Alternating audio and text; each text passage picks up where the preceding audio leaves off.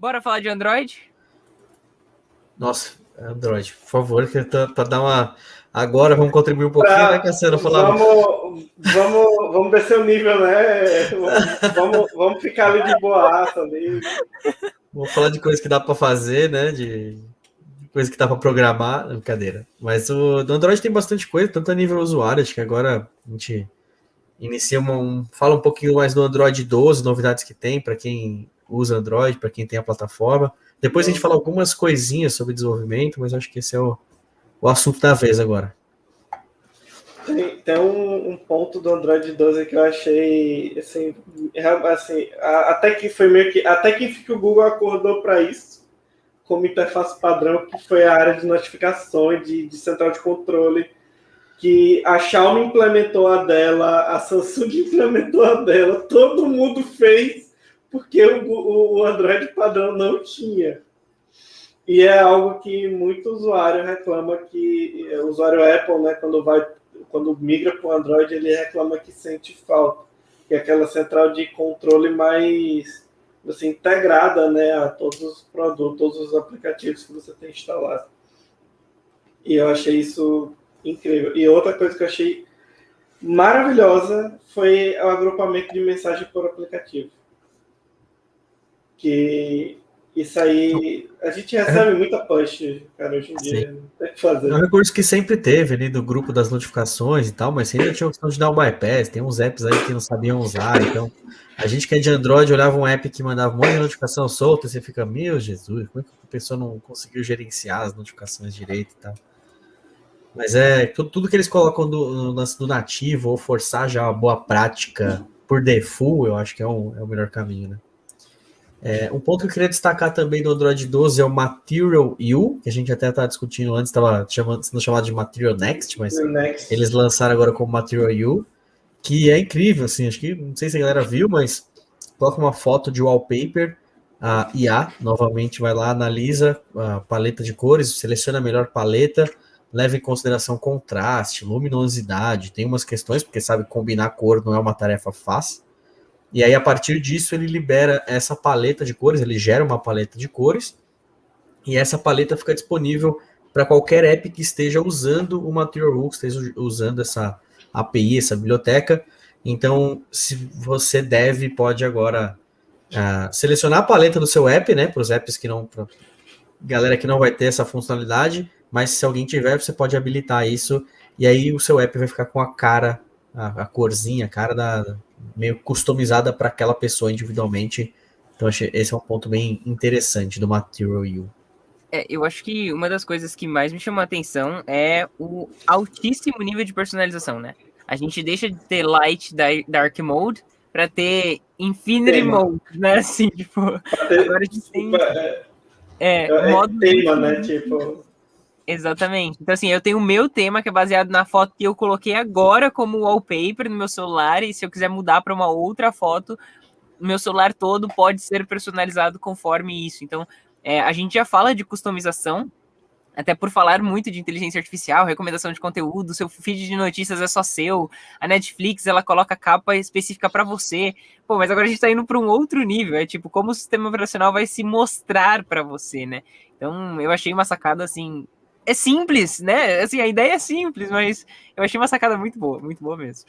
Sim, esse lance de trabalhar no design, eles falaram que agora não, além das cores, também o lance das formas, espaçamento e tal, tem bastante questão que para design em si é uma pauta bem importante dentro da aplicação, e o Material Design já liberava muita coisa de princípios de design mais avançado sem você precisar trabalhar muita coisa, e agora esse lance da personalização é um lance que dificilmente a gente ia conseguir atingir, né, nos nossos apps e tal. É que é impossível você conseguir fazer um negócio, mas quando o Google disponibiliza isso por default, pode ser um ponto de virada interessante. Eu acho que é um lance que eles vão testar também, né? Eles não sabem se isso vai dar certo, se a galera vai adotar, mas ao mesmo tempo, eu como dev, até não sei o Cassiano ou o Falso sentiram, a Thaísa mesmo, mas eu fiquei com vontade de implementar. Falei, nossa, por que não fazer um app que agora usa o Material U e como é que a galera vai visualizar, e a hora que a pessoa que estiver usando Android 12 abrir, olhar, falar, nossa, que incrível.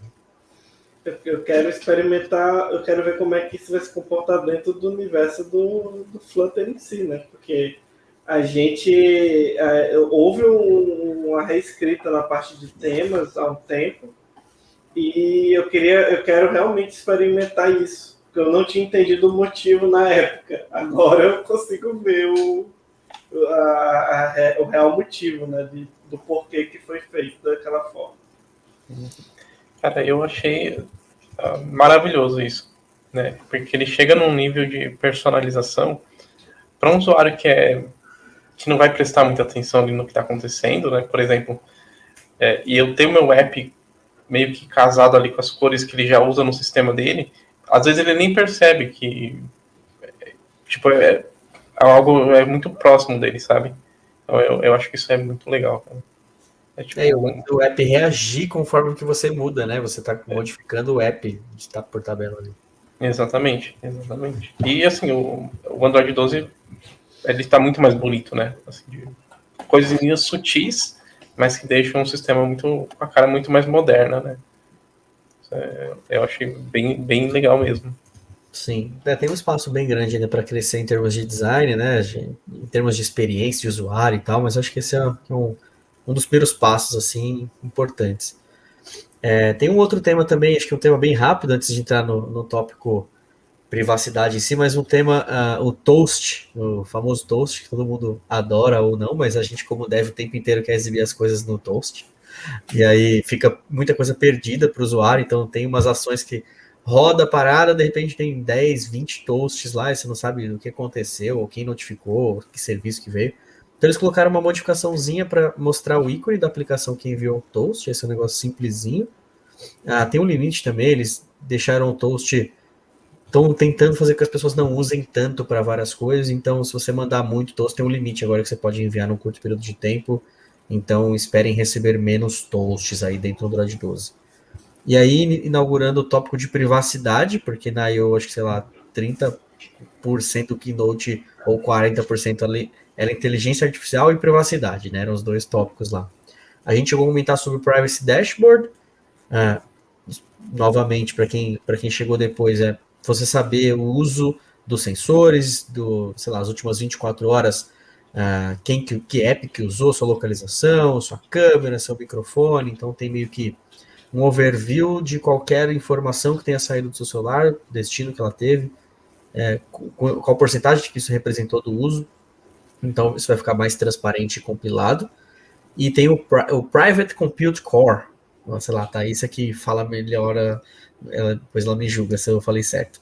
Mas é mais pro lance de inteligência artificial em si, os usos de assistentes virtuais ou qualquer coisa que seja que precise de uma análise dos nossos dados. O Fausto estava comentando um pouco sobre isso antes, mas o Private Compute Core ele visa trabalhar nessa parte e deixar um pouco mais restrito alguns acessos ou deixar isso mais visível de certa forma. Então, não necessariamente o que um app está usando e que você está usando esse app vendo que device que ele está usando, que sensor que ele está usando, mas é mais no sentido desses assistentes em si. E aí o Google cita alguns exemplos lá. Acho que é isso, né? É basicamente uma nova partição, né, no seu celular, no seu device, onde toda essa parte ela vai ficar mais restrita, visando tanto um melhor processamento daquilo, né, dado que a gente está falando de live caption, por exemplo, né, que é a parte de caption basicamente em tudo que você estiver fazendo. Ele também falou do Now Playing, que eu não sabia que tinha, mas só tem no Pixel por enquanto, que é você identificar, tipo um Shazam, você identificar a música que está tocando, então ele fazer isso de forma automática. E também o Smart Reply, não sei se vocês já utilizaram, mas foi lançado, se não me engano, em 2019, que é ele fazer o autocomplete quando você está escrevendo, por exemplo, algo do Gmail, enfim. Dá até pra gente, como deve utilizar o o Smart Reply, que é pegar o seu padrão de escrita através do seu keyboard, através do seu teclado, e aí ele vai completando as escritas, né, assim, sugerindo completude ali das suas frases, baseado nas suas próprias frases, né, na forma como você escreve. O Paulo até fez um comentário quando a gente falou sobre isso lá na live, que ele fica tentando burlar, né, Paulo? Ele começou a completar, eu falo, era exatamente isso que eu queria dizer, mas agora não é mais, agora vai ser outra coisa, não vai entrar na minha mente. Muito bom, muito bom. Então, basicamente seria toda a parte de biometria, de password, toda a parte de inteligência artificial ficar numa partição separada. Esse é o Private Computing Core. E complementando só o que você falou, acho que você falou da localização, né? da questão de você não precisar escolher sua localização exata, mas tem um outro pontinho. Isso eu não falei ainda. Ah, não. Então, quando a gente fala do Privacy Dashboard, a gente tem várias coisas, o Paulo vai comentar aí, mas uma delas que eu achei bem legal é que todo aplicativo que utiliza sua localização, você pode ter a opção de não passar sua localização exata. Você pode pedir para que ele dê uma localização aproximada, né? E eu achei isso muito legal, achei isso extremamente interessante, até pensando na segurança das pessoas, e também de que todo aplicativo que você estiver utilizando que precisar usar sua câmera e seu microfone, principalmente agora que a gente tá remoto, né? Será que ainda tá usando em background e tal, né? Então ele vai aparecer um íconezinho lá em cima te mostrando se de fato ele tá utilizando ou se não tá utilizando, e vai facilitar a forma de você desligar esses usos sem você ter que entrar nos settings, né? Sem ter que entrar na configuração específica ali da aplicação ou ir na configuração do seu device mesmo. Eu acho que agora o Google... Essa da Curse Find Location, né? Que a Precise é aproximada. A gente já tinha um tempo isso por aplicativo, só que era chato de achar, né? Exatamente. As duas sempre existiram e a gente, como dev, ia lá e falava, tá, beleza, uma hora vem uma, outra vem outra. Eu quero a Precisa sempre. Mas o usuário tinha que ir lá, tinha umas séries que você fazia, até para o seu GPS funcionar melhor. No passado você tinha que habilitar, porque não vinha por padrão, mas era meio que global, não por aplicação. Então agora estão deixando por aplicação, deixando mais explícito esse processo, que eu acho que é importante. Aí, o ponto que você tinha comentado, acho que era... agora é meio que a Google ela vai acessar as coisas todas, seu microfone, sua câmera e tal. Então ela tá tranquila. Agora, quando for o app, ela vai mostrar, ó, esse app tá usando, então só a Google vai poder, por baixo dos panos, roubar seus dados. Acho que o que eu entendi com essa parte de privacidade foi isso, mas eu não espero a Google deixando de ler meus dados, assim. Eu não parei de ligar há tanto tempo já. A gente que é deve, a gente desencana um pouco mais, né? Mas ao mesmo tempo... Polêmico. É um assunto complicado e polêmico. Sim, exatamente. E aí, na verdade, acho que de Android 12 era isso. Tem alguém que queira trazer mais um ponto? Porque a gente tem a parte de dev que tá junto ali com o Android 12, mas ao mesmo tempo tem umas outras coisas que vão para além da versão mais nova. Podemos seguir na de dev? De boa, Cassiano, tem mais algum ponto? Não, acho que não. Acho que podemos seguir, sim. Perfeito. E aí, para a gente entrar, acho que eu lance agora discutir um pouquinho. O primeiro assunto, e aí entrando em Android, né, mas mais algumas implementações, algumas novidades ou mudanças para quem desenvolve aplicações para Android. Acho que o primeiro tópico que eu queria trazer é o Jetpack Compose, porque esse é até um tópico que me interessa, acho que acredito que interessa uma comunidade inteira de devs aí. Eu tinha uma dúvida sobre o que era o Jetpack Compose exatamente, o que eles estavam trazendo de novo, o que vinha aí. Mas acho que se o Cassiano quiser comentar um pouquinho sobre. Comento. Esse é um dos pontos mais, pelo menos pra gente ali, pra minha equipe, era um dos mais esperados, assim, desse I.O. A gente já esperava que eles iam lançar ali o release estável do Compose. O Compose, eles falaram, se eu não me engano, a primeira vez do Compose no I.O. de 2019. Exatamente. E aí, de lá pra cá, já tinha meio os early adopters, né? Tinha muita gente ali mexendo com Compose, né? E aqui na empresa, na Warren, eu não lembro se eu falei no começo que eu trabalho na Warren, mas a gente já está trabalhando com Compose, já está criando a nossa biblioteca de componentes para usar Compose. Então, quando fazer a viradinha em julho, que sai o release estável, a gente já vai começar a migrar tudo para tudo que a gente tem no View System, né? Que é um esquema antigo, né? Para o Compose. Né? E acho que vale ressaltar para quem é dev e não conhece muito sobre o Compose, né? Que é isso, né? É basicamente um novo estilo aí da gente criar o UI, né? Um estilo declarativo. E eu vi na palestra do Compose, né? Eles falaram uma coisa que eu acho que resume tudo, né? O que é criar UI com Compose. Basicamente uma UI que reage a um estado. Então a gente vai ter um estado e esse estado vai criar uma UI. Essa era a diferença do que a gente fazia antes. A gente criava uma tela, todo o nosso XML, e depois aquele XML ia ter um estado, né, ia acontecer alguma coisa. Agora a lógica é um pouco diferente. A gente tem um estado e esse estado ele vai representar uma UI.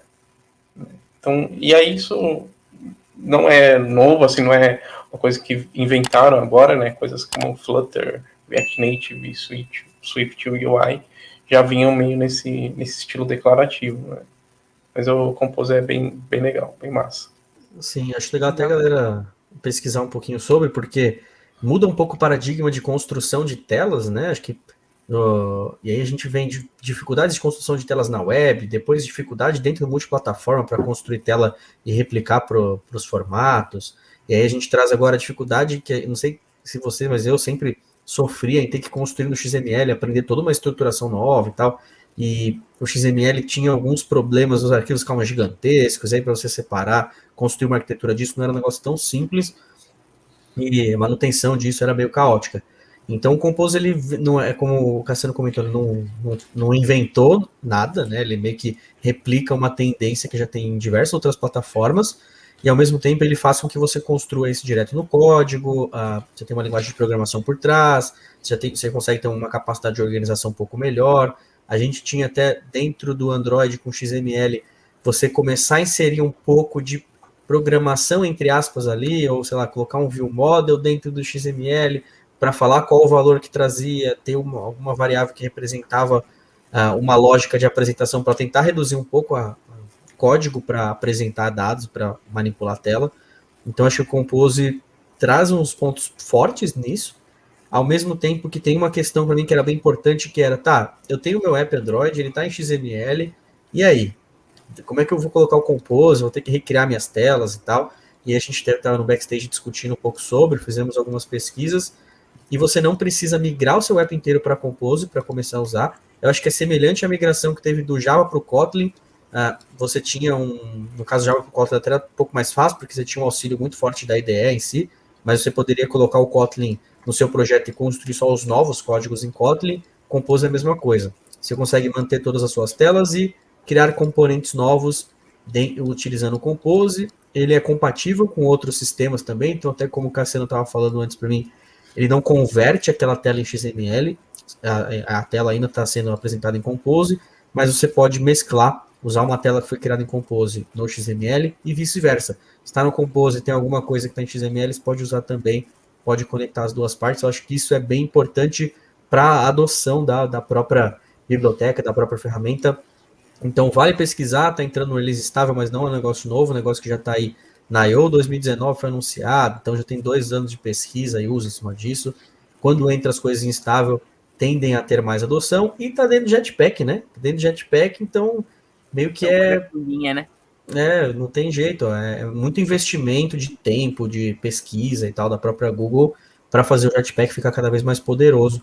Então, me pareceu interessante e vale o teste. Acho que o meu próximo passo agora é implementar isso um pouquinho melhor, ver o que saiu na versão estável, ver os principais problemas e o que tem para resolver, para começar a usar. Legal. Só mais uma coisinha que eu acho que vale falar de Compose, Paulo, porque foi uma discussão que a gente teve na empresa, né? A gente tem uma equipe de desenvolvimento muito grande, né? E trazer ferramentas novas tem que gerar uma discussão, né? Será que vale a pena? Será que não? Né? Então, um dos benefícios, uma das coisas legais da gente trazer o Compose para o nosso time de Android é que, assim, a gente tem um time lá de web que usa Vue.js. A gente tem um time de iOS que eles já estão usando o Swift UI. Então, e a gente tem um design system, né? Então a gente tem um design que conversa com todo mundo. Então a forma com que um desenvolvedor web expressa um componente, ela é muito parecida com o desenvolvedor iOS se expressa, e ela é muito diferente do que a gente fazia. Então agora as coisas elas começam a se conversar mais. Então o desenvolvedor Android ele vai fazer um card, é muito parecido com o que o desenvolvedor iOS está fazendo, claro que tem a linguagem, mas a forma de expressar as coisas é muito igual, assim. Então a gente começa a se conversar mais, né, entre os desenvolvedores de diferentes stacks. Isso foi uma coisa que ajudou a gente a falar, realmente é uma ferramenta que a gente vai adotar aqui. E casou muito bem para o nosso contexto, né? É a mentalidade do paradigma declarativo, né? Isso é algo que, desde quando eu comecei a programar Android, eu ouvi a galera falando, nossa, uma hora tem que matar esse XML. A galera era até agressiva com o XML, porque sei lá, antes de eu programar Android, eu programei iOS e, de fato, a gente fazia as telas ali, ainda era Objective-C, né? A gente fazia no código, e a gente tinha também a opção de fazer pela UI, e eu não acho que o Google ele vai deixar de investir em UI, porque com o Constraint Layout, por exemplo, ele tá dando várias opções da gente fazer arrastando mesmo. E eles estão melhorando, né, toda a estrutura ali do Android Studio para a gente continuar cada vez mais utilizando o arrastar, né, o drag and drop ali para construir telas a partir disso. E isso é até uma dúvida que eu tenho, né, em relação a... E agora? Tipo, aquilo que a gente vai arrastar, ele vai gerar o XML, como ele tem feito hoje, por exemplo? Né, isso eu realmente não sei como que vai ser o futuro do drag and drop, sabe? Sim, essa parte de construção de user interface em si é sempre um tópico delicado para qualquer plataforma. Dentro da Unity, por exemplo, você sempre fez tudo na Unity arrastando e soltando, mas isso não funciona em termos de versionamento, como a manipulação disso é complexa. Então, por mais que eles construam algo que você consegue arrastar e soltar, ainda tem uma necessidade de arquitetura por trás, que eu sinto que para você organizar e arquitetar as coisas para dar manutenção e tal, é meio difícil sair da construção declarativa das coisas, até mesmo via XML eu tenho um código, tenho um versionamento para isso. Então, mas de qualquer forma é possível assim, você fazer algo que você consegue mexer de fato programando, criando, declarando linhas de código, e ao mesmo tempo você criar uma ferramenta separada que gera aquilo, e aí você ir melhorando ela, mas tem que ser dois ecossistemas separados, porque para um público que vai criar uma coisa simples e tal, não está tão preocupado com a arquitetura, só quer construir o comportamento da tela, é importante você ter a parte do layout ser rápido e fácil. Mas ao mesmo tempo, quando você tem uma aplicação grande, complexa, com um monte de tela que elas interagem, não sei o que, puta, não tem como, não adianta a gente achar que vai fazer via o layout bonitinho, mas não vai, você vai ter que ir lá e organizar aquilo. Uma coisa que eu acho bem legal, assim, é que tem bastante gente que está acompanhando a gente, pelo menos a galera que me acompanha, que não é dev Android. Na verdade, pouquíssimas pessoas que me acompanham são dev Android. E para vocês que não são dev Android, principalmente para quem é, mas para quem não é também, eu acho muito legal vocês darem uma pesquisada sobre como que funciona o Jetpack Compose por baixo dos panos. Eu tava dando uma olhadinha e quando eu vi eles explicando até no Keynote, o que tem de novo no Jetpack Compose, que eu imagino que seja o vídeo que o Cassiano também assistiu, eles falaram que eles basicamente vão montar a tela e aí eles vão modificar, é como se fosse estático, né? O objeto tá lá, ele tá criadinho, bonitinho, o widget e tal, e aí quando você fizer alguma alteração, ele vai recriar esse objeto. Quando eu ouvi isso, eu falei assim, meu Deus do céu, que é o recomposing, né? O conceito de recomposing. Eu falei, meu Deus, mas tipo, como que eles vão fazer com que isso seja performático, né? Com que isso, de fato, imagina em telas extremamente complexas e que tem mudanças, né? O próprio Motion Layout, que também teve atualizações agora, o Constraint Layout, Motion Layout foi para Stable, que é para fazer animações, eu falei, nossa, e agora? Tipo, o que vai acontecer? E aí, quando eu fui ler sobre como o Recomposing de fato faz isso, ele é extremamente inteligente. Ele realmente entende o que ele tem que regerar, né? O que ele tem que recompor na tela e o que ele não tem que recompor. Então, ele consegue fazer isso de uma maneira extremamente inteligente. Imagino que outras tecnologias também, talvez não seja uma novidade no universo computacional. Você estava falando, eu tava escutando você falando do Flutter agora, que é basicamente como funciona o redesenho, o rebuild da árvore de widgets do Flutter. Legal. É dessa forma, tipo, você monta a árvore, ele renderiza. Quando você precisa mudar, e aí você tem vários builders para isso. Você pode usar o String Builder usando o RX, você pode usar um Feature Builder usando Async Await, né, usando a ideia de Promise, e N outros para fazer algo nesse sentido, de só redesenhar aquele ponto da tela. Sim, a gente tem que lembrar que a web aprendeu isso, né? Porque a web em si renderizava a página inteira sempre. Não, e aí trouxe o JavaScript, a gente manipulava. E de repente vem React.js, Angular e tal, que começam a aprender que não precisa. E é importante dizer que o Android não fazia isso, né? Ele não escrevia a tela toda. A grande questão é que ele tinha que reorganizar a árvore de widgets, né? Tipo, de componentes, né? Que aí também tinha os seus problemas. Então acho que meio que o aprendizado que a gente teve nessas plataformas ou em outros frameworks e tal vai meio que replicando. Então acho que para uma plataforma, para um framework como o Android se manter no mercado e manter relevante, ele precisa fazer esse tipo de coisa, né? E acompanhar até outros frameworks híbridos ou frameworks da web que estão seguindo. E lembrar que o Flutter está no mesmo guarda-chuvinha ali, né? A galera troca ideia, almoça junto, né? Então eles estão se falando.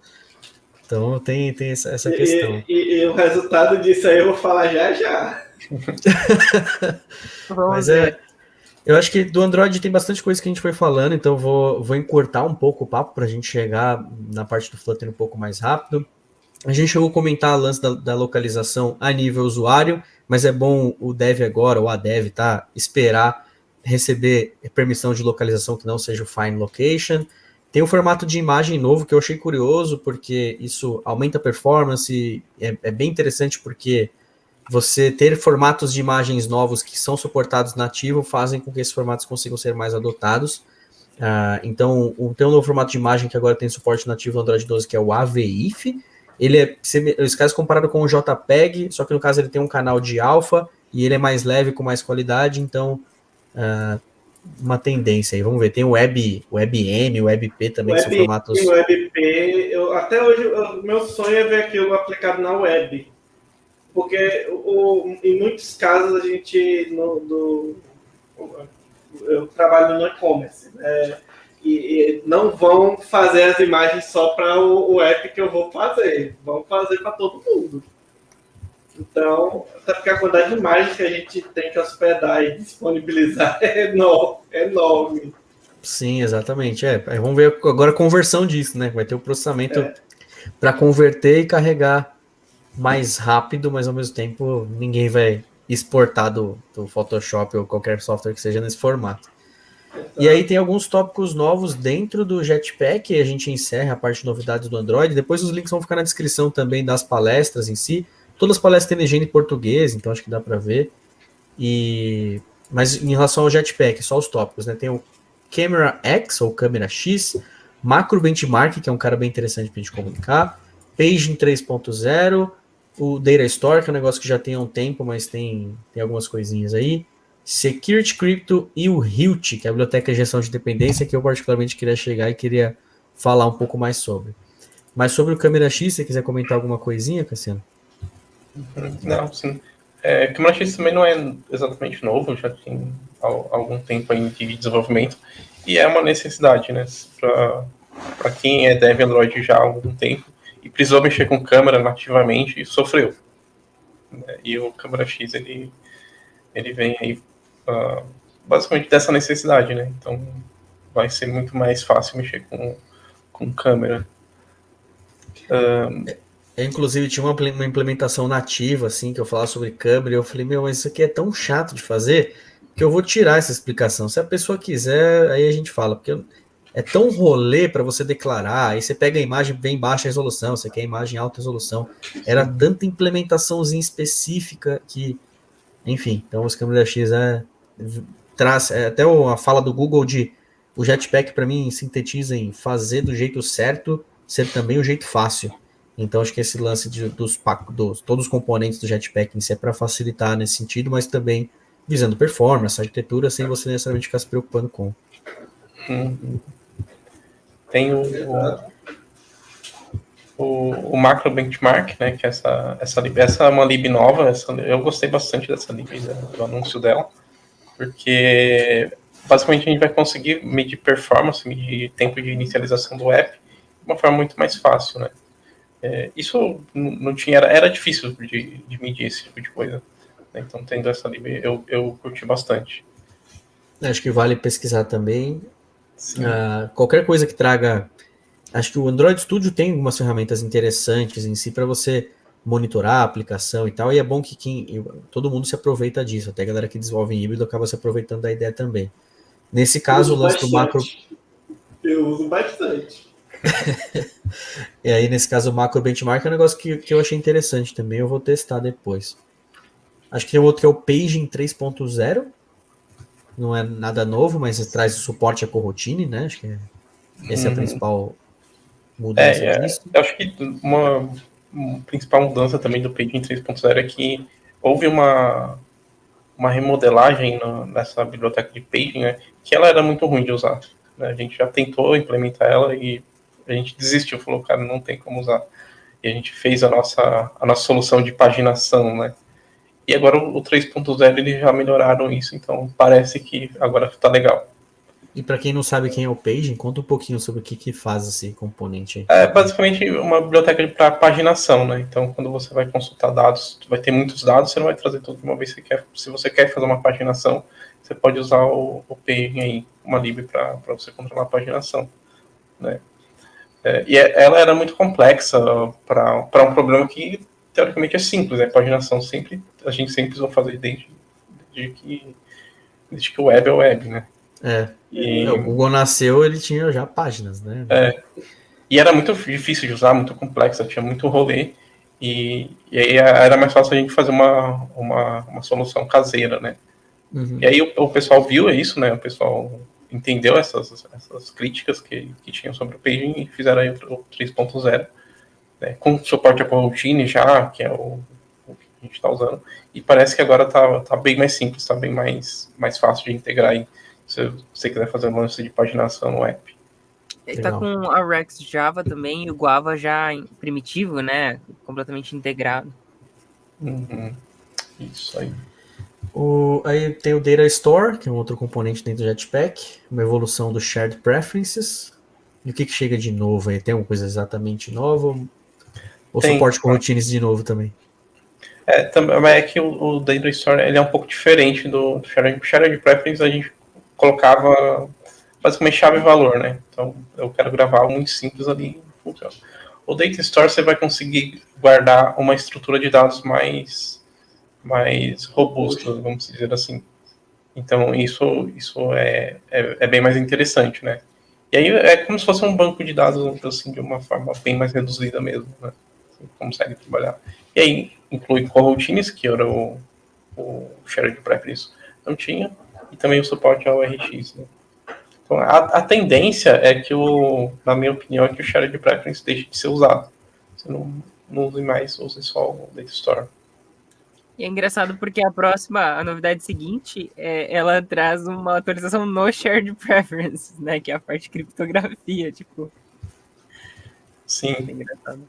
A próxima é o Security Crypto, ou Crypto, nem sei nem qual o sotaque que manda falar, mas a parte de criptografia e segurança, né?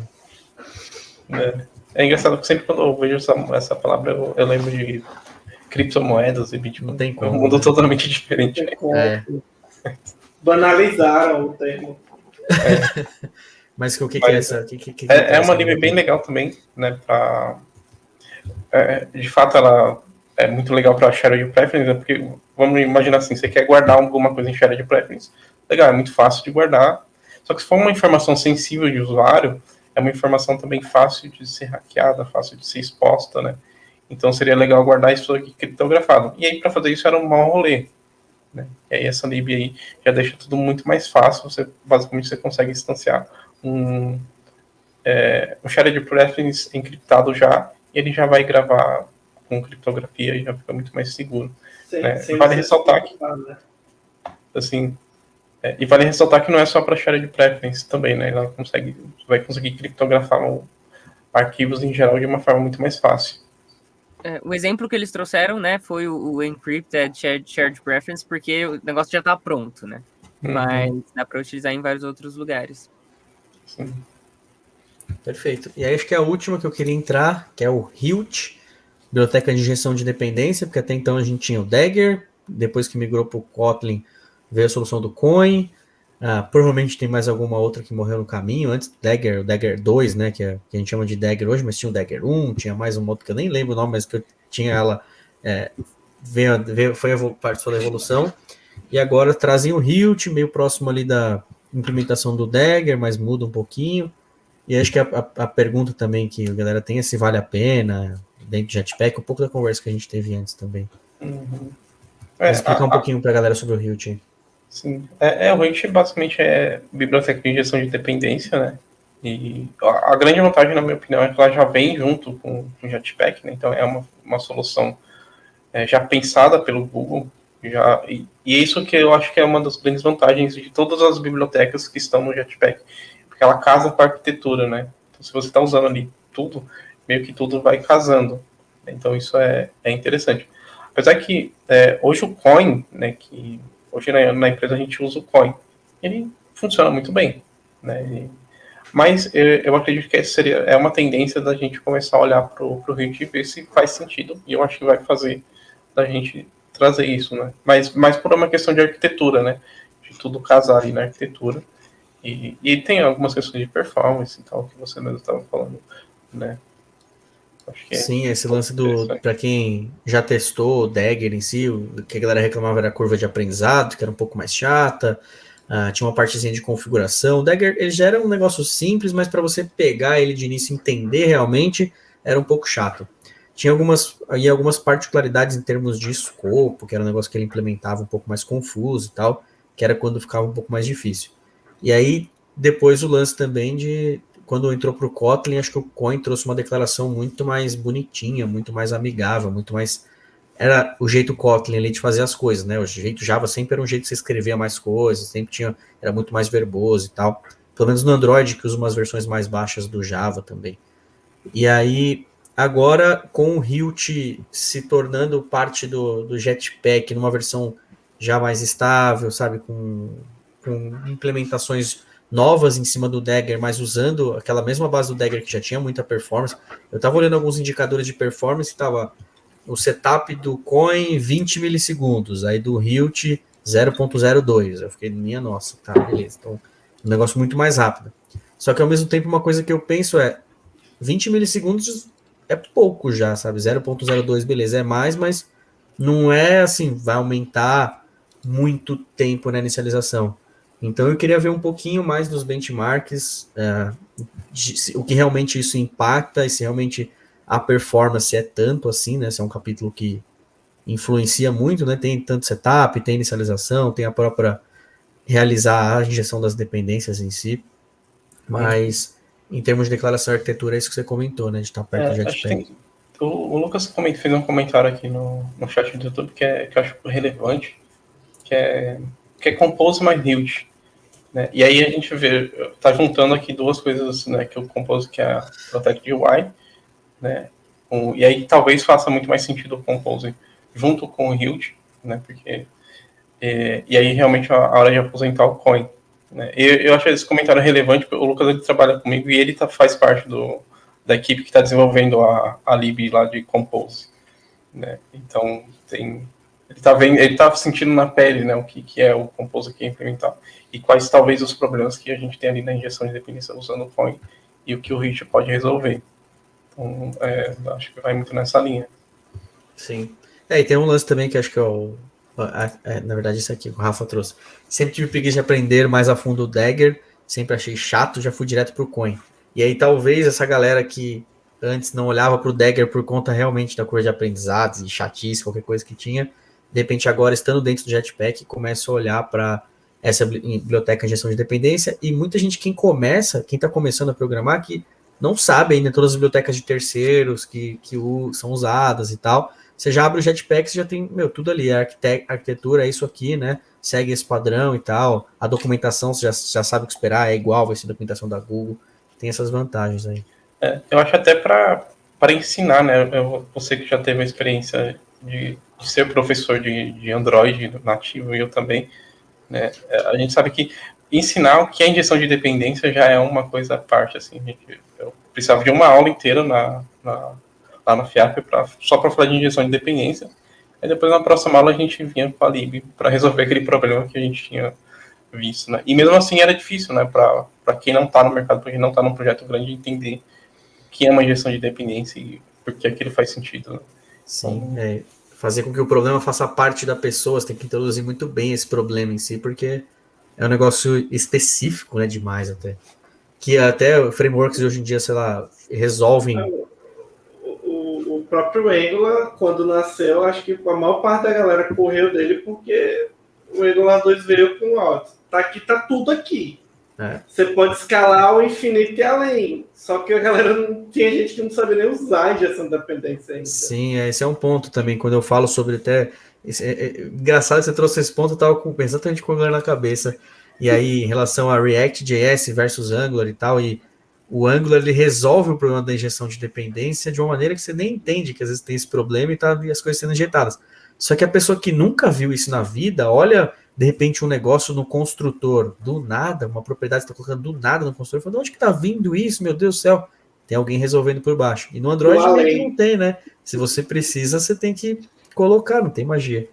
Mas esse é um ponto que eu sinto. Quanto eles conseguirem facilitar esse problema da gestão de dependência para deixar ele mais parte de projetos que estão nascendo, já começarem com esse padrão, mas sem você precisar inventar, aprender 1 milhão de coisas, acho que vai ser um ponto bom. Beleza, acho que assim, de Android nativo era o que a gente tinha. Não sei se vocês alguém tem mais algum comentário sobre Android nativo. Acho que vale ressaltar que foi falado muito mais coisas, né, no I.O., que a gente filtrou aqui um pouco. A live já é gigante, porque são coisas que são só atualizações da biblioteca que já existia. Sim. A gente tem umas coisas... Exato, tem umas coisas bem específicas também, né? Eu não vou lembrar exatamente agora, mas no Developer Note até mesmo falaram sobre a questão do próprio Android Studio, de algumas funcionalidades que eles estavam liberando para o Android Studio, e é incrível como todos os anos que tem Google I.O., eles falam sobre o fato deles estarem melhorando a performance e o fato do Android Studio estar mais leve, né? Então, assim, é uma carroça, né? Cada vez eles buscam tentar fazer que o Android Studio seja menos carroça, menos comer a nossa RAM, da forma com que ele come, enfim. Então, o time de Android Studio tá lá batalhando. Então, eu recomendo que vocês busquem essas palestras mais específicas, porque elas estão disponíveis na internet, né? Eu até conversei com o Fausto durante o I.O. Ele falou... Inclusive, eu tô lhe devendo o compilado, né? Eu tô lhe devendo o meu compilado, né? Ele foi salvando todos os links de todas as palestras, porque tinham algumas que eram unlisted. Então, são links que não estavam disponíveis para as pessoas se elas não tivessem o link exato, né? Mas a grande maioria está dentro dos canais específicos. Então, do TensorFlow está dentro do canal TensorFlow, do Android Developers está dentro do Android Developers, enfim, Firebase dentro do Firebase. Cada um dos canais, né, está completamente espalhado pelas tecnologias. Sim, até o que o Cassiano comentou é importante, porque a gente teve 2 horas de keynote, depois mais 45 minutos de Dev Keynotes, e aí depois, logo em sequência, 30 minutos de Android, e aí mais 4 palestras para falar específico, então, 12 dicas para se preparar para o Android 12, ou como implementar, sei lá, alguma coisa específica do Jetpack. Então, é bastante conteúdo. Específica do Kotlin também, do que tem de novidade no Kotlin. Acho que teve pelo menos 4, assim, que era só sobre Kotlin, como que eles estão vendo o Kotlin para novas coisas e tal. Então, a partir disso dá para ir em conteúdos específicos, né? Tem bastante coisa nos próprios canais, os canais oficiais da Google em cima, esse canal de Flutter, canal do Kotlin, os vídeos estão meio que lá, assim, distribuídos, né? A I.O. é meio que um centro, mas se você for ver, estão nos canais do YouTube separados. Exatamente. Inclusive, eu recomendo seguir os canais, tanto os oficiais, né, do próprio Flutter, quanto os canais das comunidades brasileiras e dos criadores de conteúdo brasileiros, que a maioria fizeram um resumo até mais específico, né? Eu vi alguns de Android nativo fazendo, eu não me aprofundei no vídeo, vi os de Flutter, minha timeline, né, fica meio naquela bolha, né? Enviesada, né? Mas tipo, 6, assim, o que é que tem no Flutter 2.2 de novo? 5, 6 vídeos seguidos.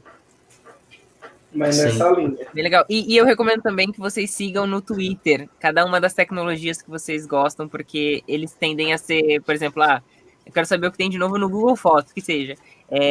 Você vai saber quando vai acontecer a release, em qual localização, através do Twitter. Eles sempre estão posicionando lá as pessoas, tanto relacionado a Developer Relations, né, quanto a produtos de usuário final mesmo. E Flutter também, a equipe é bem ativa no Twitter.